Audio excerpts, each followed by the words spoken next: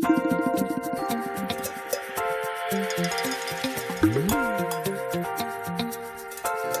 muriwe acyadukura umutima. Nitwa Samuel Bizimana, ndi umuhanzi. Nasabaga abakunzi banjye gukora subscribe kuri Hoziyana TV. Imana Shalom nshuti bakunzi ba Hoziyana TV aho muherereye hirya no hino. Nkuko mubizi nyine buri muntu wese akeneye mugenzi we. Ndagukeneye namwe murankeneye kugira ngo buri muntu wese abashe gutera imbere nuko akeneye mugenzi we. Kuri uyu munsi rero nkuko mubizi nyine tujya tugira gutya tukabatumirira abatumirwa bagiye batandukanye.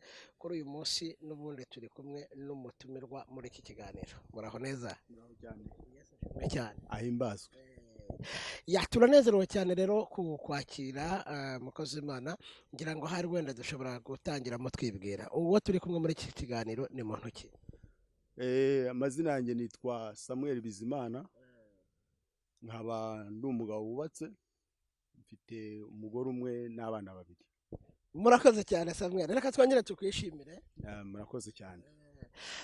Samuel Bizimana, Samuel Bizimana, nkuko umaze kubisobanura uvuze ko uri umugabo ufite umugore umwe n'abana. Uvuze ngo ufite abana bangahe? Mfite abana babiri. Byiza cyane. Hanyuma Samuel, turabona rwose ko uri kumwe n'igikoresho aha ngaha. Wenda ku bantu batabizi, Samuel ni umuhanzi. Yes, ndi umuhanzi. Samuel, watangiye kuririmba ryari? Mu by'ukuri natangiye kuririmba nkiri umwana, nkiri mu gihugu cy'u Rwanda aho navukiye muri village. Natangiriye muri Sunday school turirimba turi abana, ko nagendaga negera hejuru ntangiye kuba ingimbi nibwo na joininze korali z'urubyiruko. Kugeza rero na n'uyu munsi ntabwo ndigera ndeka umurimo wo kuririmba. Urakoze cyane. Uti natangiye kuririmba kuva mu bwana bwanjye. Ni umugisha ukomeye cyane wagize kuba waratangiye gukorera Imana ukiri muto. Rwose ndabishimira Imana cyane kuko biri mu bintu byagiye bindinda ndetse bikanandera. Reka twibutse rero bakunzi ba Hoziyana TV mudukurikiye kuri uyu mwanya gukora subscribe kuri channel yacu kugira ngo murusheho gukurikira ibiganiro tugenda tubagezaho umunsi ku wundi. Reka rero twinjire mu kiganiro cyacu nyirizina cy'uyu munsi. Ubundi Samuel, ukunda iki mu buzima busanzwe? Samuel iyo yishimye aba ameze ate? Yo bundi ikintu nkunda cyane cyane nkunda umuziki. Igihe cyose iyo nshaka kwishima cyane nkunda umuziki, kumva umuziki w'abahanzi batandukanye, cyangwa se nanjye ndimo mwinjoyinga ncuranga nanaririmba. Ni ibihe bintu bitatu abantu benshi batazi kuri Samuel kandi akunda? Icyo ni ikibazo gisa nkaho kiri complicated. Mu by'ukuri biragoye kumenya ko ibyo bintu abantu baba batabizi. Kuko hari igihe wakwibwira ko batabizi wenda babizi. Mu by'ukuri hari umuntu wenda utazi ko ndi married ariko ndi mariye, cyangwa se akaba atazi ko mfite urubyaro. Nkuko hashobora kuba hari umuntu utazi yuko uri umucuranzi wa gitari.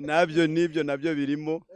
Hari nk'umuntu wenda ushobora kuba atarambona, ariko nabyo biri mu bintu abantu bakwiye kumenya. Mu buzima busanzwe wenda tugarutse, Samuel ni umugabo usa neza, umugabo Imana yahaye icyubahiro kandi urimo ugenda gwiza izina hano mu gihugu cya South Africa. Wenda kuba dukurikiye, turi muri South Africa mu mujyi wa Cape Town. Aho ndi kugenda ntambuka ndi kumva abantu bavuga Samuel, bakunda uburyo uramya, bakunda uburyo uririmba. Samuel, kubera iki wubatse mu mitima y'abantu ikintu gituma bagukunda? Ni izihe mbaraga bakoresheje kugira ngo abantu bakunda uburyo uririmba, abantu bakunda uburyo uramya? Ushobora kutubwira ibanga wakoresheje? Burya iyo urimo ukora ibintu ntabwo ubuzi ikintu bizubaka mu mitima y'abantu, ahubwo burya uganira n'abantu nibo bakubwira icyatumye impamvu bagukunda, n'icyabubatse giturutse muri wowe. Ubwo rero njyewe ntabwo nakubwira ngo ni iki, ahubwo bo burya uganire nabo burya ashobora kukubwira. hari abahanzi cyangwa se wenda abantu bakunze kuba muri iyi indasitiri y'ubuhanzi usanga baririmba indirimbo z'abandi batagira indirimbo zabo bwite ku giti cyabo, kandi ugasanga n'izo bashobora kuririmba zitwa ko ari izabo bataziyandikira. We bigenda bite? Njyewe ubundi indirimbo ndirimba ndaziyandikira. Kenshi nagiye ngira impano special nkiri nk'i Kigali mba muri korali nari imbere dirija.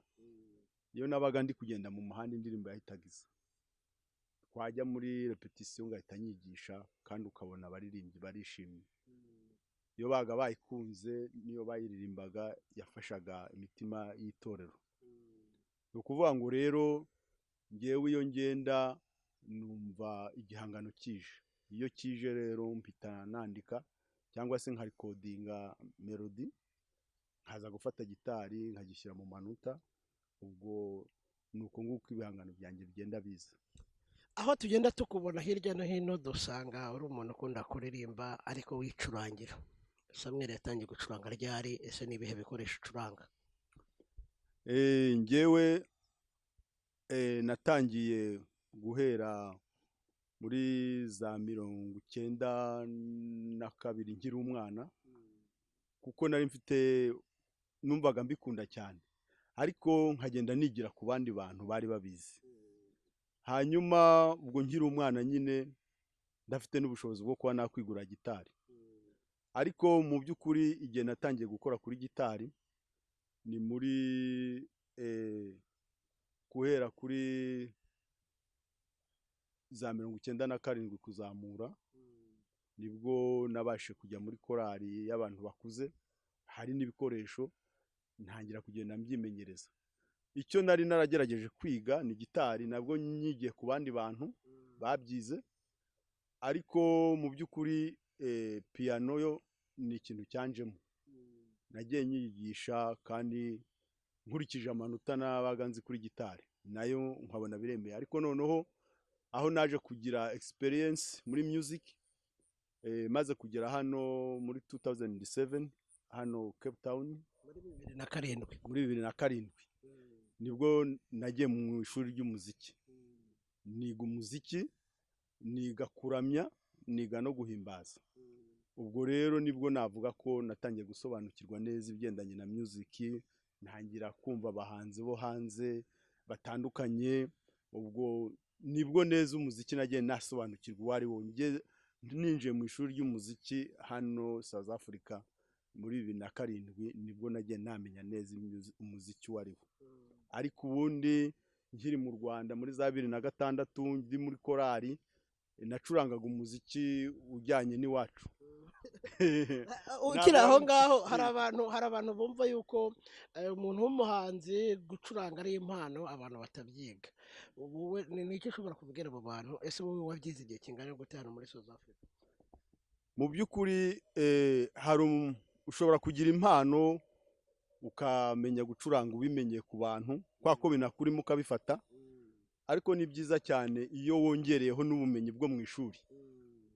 Kugeza umunsi muri South Africa nafashe nk'imyaka 2, nize imyaka 2, kandi suko ntacurangaga.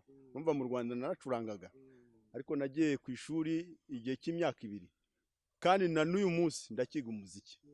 Kuko kugenda umuziki utera imbere niko umuntu arushaho no gutera imbere ajyana naho ugeze. So ntabwo nshobora kuvuga ngo nageze ku rwego ntagikeneye kwiga umuziki. Igihe cyose duhora tujyana n'iterambere cyane ko bigenda bihinduka. Bigenda bihinduka. Hanyuma tugeze umugisha wa n'ubundi wo kukubona waje ufite n'igikoresho hano. Reka tugusabe uduhe akapela ku ndirimbo yawe, bwite, noneho n'abadukurikiye wenda bataze kuririmba cyangwa se bakeneye kubibona uburyo uririmba nicurangira, nabo babasha kugukurikira. Ni byiza cyane kandi murakoze. Hari indirimbo nkunda cyane kandi iri kuri album wenda hari benshi bayumvishe cyane abatarayumva. Indirimbo twasohoranye na mugenzi wanjye inshuti yanjye nawe nubwo atabonetse uyu munsi. Iyo ndirimbo ni indirimbo ivuga ngo kukuririmba no kukuvuga ntabwo bidukoze isoni. Ayo ni amagambo yagiye amfasha kuko nakuze mbona papa wambyaye ari umuntu w'umuvugabutumwa, aza kuba na pasiteri. Yakundaga kujya iyo mu isengesho rye buri gihe yakundaga kuvuga, ntiyashobora kurangiza atavuze ngo kukuririmba no kukuvuga ntibidukoze isoni, ataka Imana. Nanjye kuva n'umwana mu magambo anjyamo kugeza ubwo navuze ati agomba no kuzamuka ibihangano byanjye, kuko nabonye kuririmba Imana no kwivuga ntabwo bikoze isoni. Reka twibutse abantu badukurikiye ko kuririmbira Imana no gukunda gusenga ari ibintu bidakoze isoni. Amen.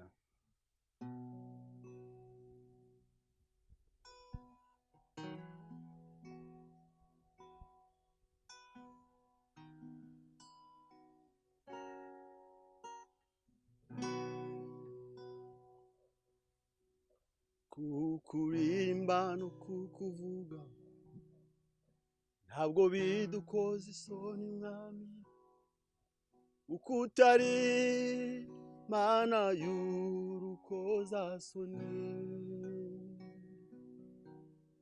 Kukurimba no kukuvuga ntabwo bidukoze isoni mwami, uko utari Mana y'urukozasoni.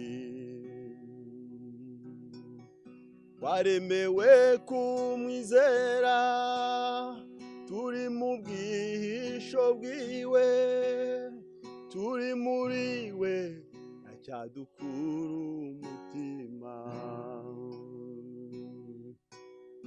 Waremewe kumwizera, turi mu bwihisho bwiwe, turi muri we acyadukura umutima. Turi muri we acyadukura umutima. Turi muri we acyadukura umutima. Wow, hallelujah, hallelujah, hallelujah. Yes, Imana ibahe umugisha. Agize ati turi muri Yesu nta kintu na kimwe cyadukura umutima.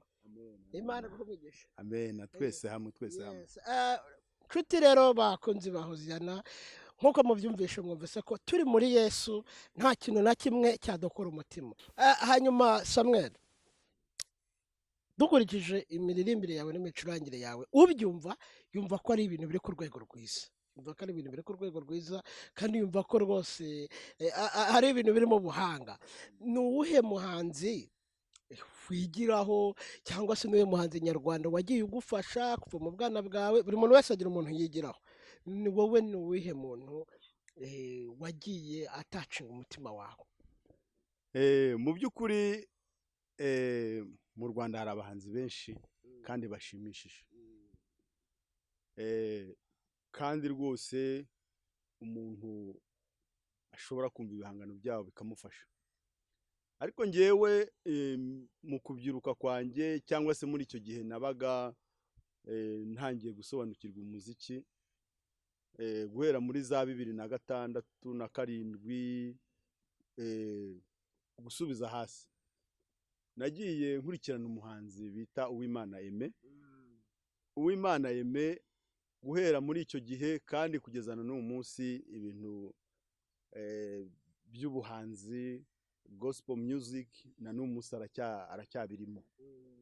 Ubwo rero ibihangano bye byagiye bimfasha kuva icyo gihe cyose, kandi rwose ndamushimira cyane, ngashima n'Imana kuko ari mu bahanzi ba mbere basobanukiye umuziki ndetse batangiranye ibintu byo kuramya Imana no guhimbaza.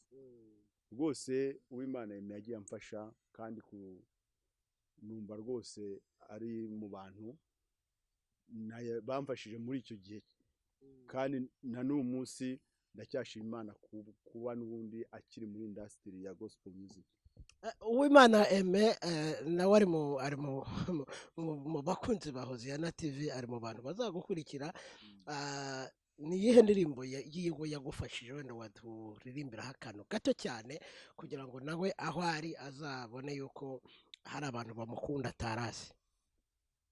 yagiye aririmba indirimbo nyinshi na n'uyu munsi hari izo gikomeje gusohora, ariko hari indirimbo ye mwibukiraho na n'uyu munsi itajya imva mu mutima, indirimbo ivuga ngo ngwino mukiza twibanire,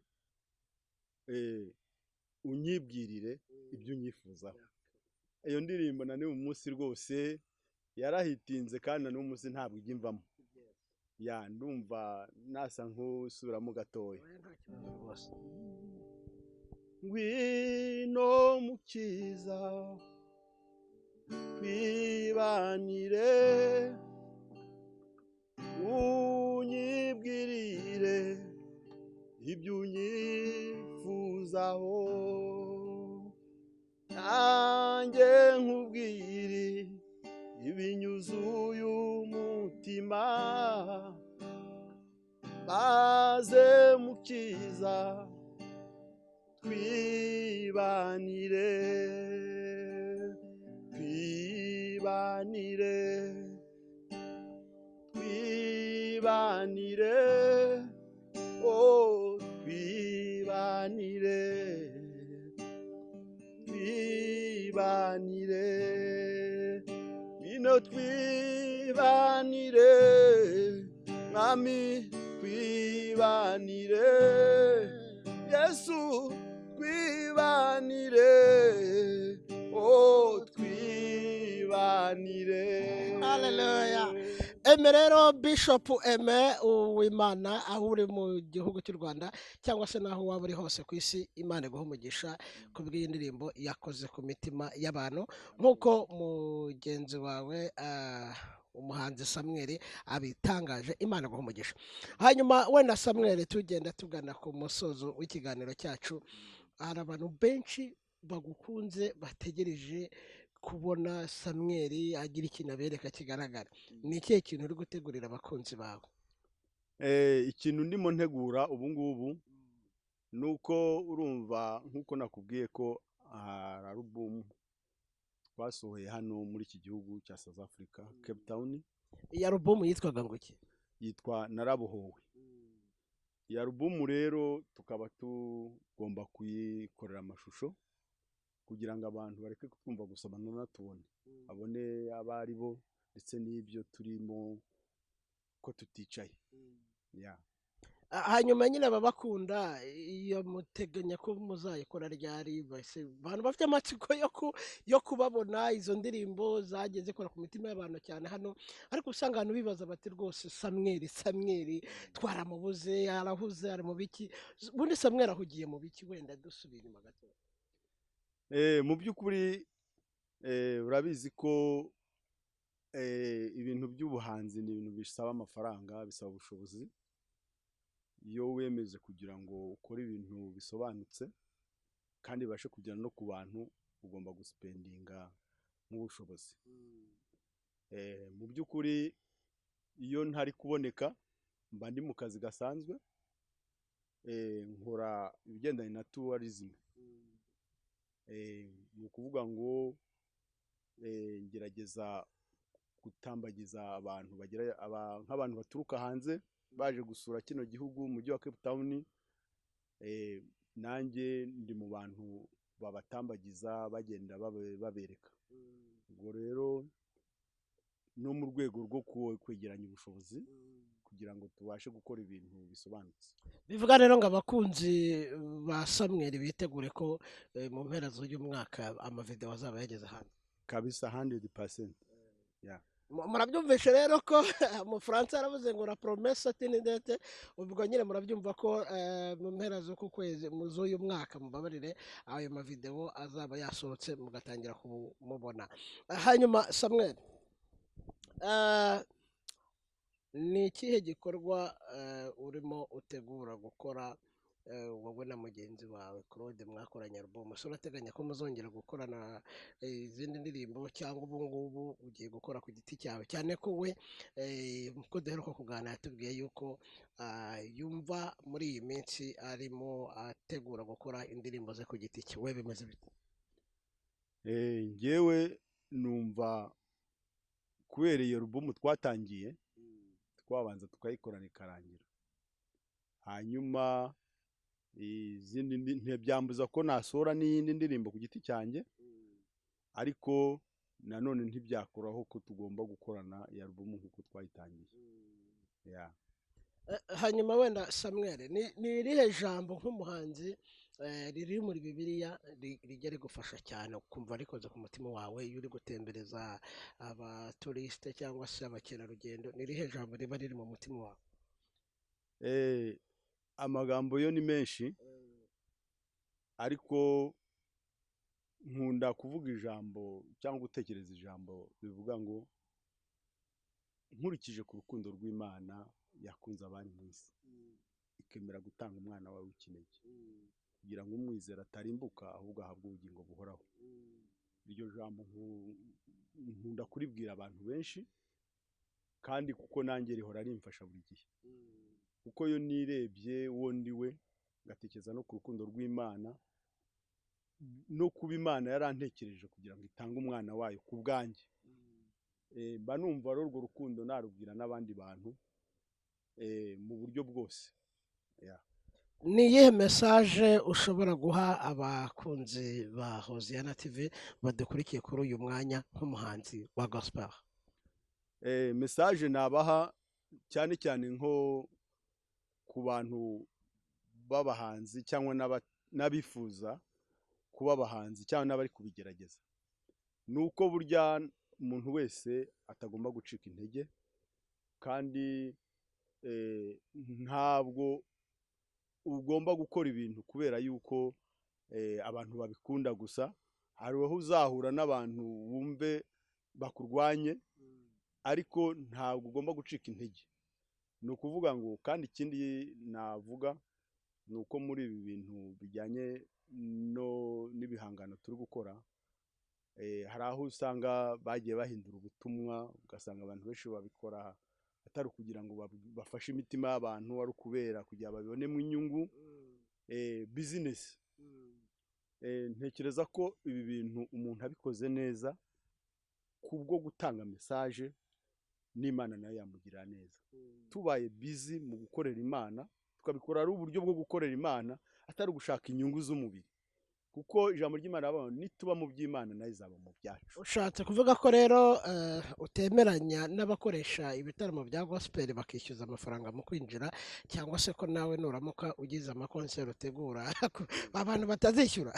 Oya, mu rwego rwo gukorera Imana nyine, uko birabagwa niba araherewe ubuntu, ko impano waziherewe ubuntu nawe uzatangira ubuntu. Ushatse kuvuga ko utemeranya n'abishyura? ntabwo ari icyo nshatse kuvuga, kuko niyo sare uba ukoreye muba wayishyuye, kandi ayo mafaranga kenshi nanone hari n'ayo mafaranga kugira ngo iyi album isohoke, n'ubundi hari amafaranga aba yatanzwe, no kugira n'indi izasohoka n'ubundi hari ayandi azatangwa.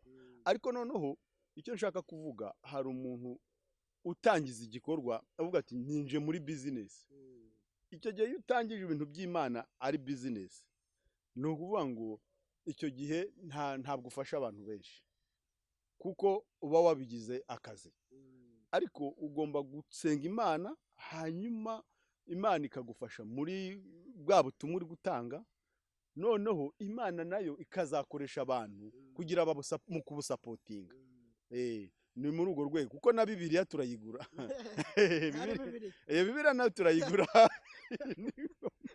Kandi ari ijambo ry'Imana. Ni ijambo ry'Imana. Impamvu ni iyi, mu by'ukuri si uko amafaranga dutanga kuri Bibiliya ayikwiye, ahubwo kugira utugereho haba hari amafaranga aba yatanzwe, tuba tugomba rero kuyishyura. Reka rero tugushimire cyane kuri uyu mwanya, kandi nk'umukozi w'Imana ntabwo twakwemerera ko ugenda udasabiye umugisha mu isengesho abakunzi ba Hoziyana TV ndetse n'abakunzi ba gospel. Reka tubahe umwanya kugira ngo musengere abakunzi ba gospel muri rusange. Amen. Mana twongeye kugushimira kubw'uyu mwanya, tugushimira ko watwemereye ko dufata uyu mwanya aha hantu, ndetse nuko hari umugambi ufite ku bantu benshi. Hari abari bacitse intege mu gukorera, hari abandi ndetse babyifuza ariko badafite ubushobozi. Turasenze kugira ngo wongere usubizemo imbaraga, ko ijambo riravuga ngo ni wowe uha intege abarambiwe, kandi n'utibashishije umwongerera imbaraga. Ihe imbaraga umuntu wese wumvishije iki kiganiro, kandi wari ufite umugambi wo kugukorera mu buryo bwo kuririmba, kugucurangira, kandi wongere ubutumwa bwawe, ubutumwa bwiza bw'ijambo ryawe ry'agakiza bwongere bugere ku bantu bose, kandi ndetse n'abandi babikoraga kubw'inyungu gusa batagamije guhembura imitima y'abantu, wongere nabo bashyiremo imitima yo kugira ngo babikore. Ni mu izina rya Yesu dusenze twizeye, amen. Amen. Murakoze cyane.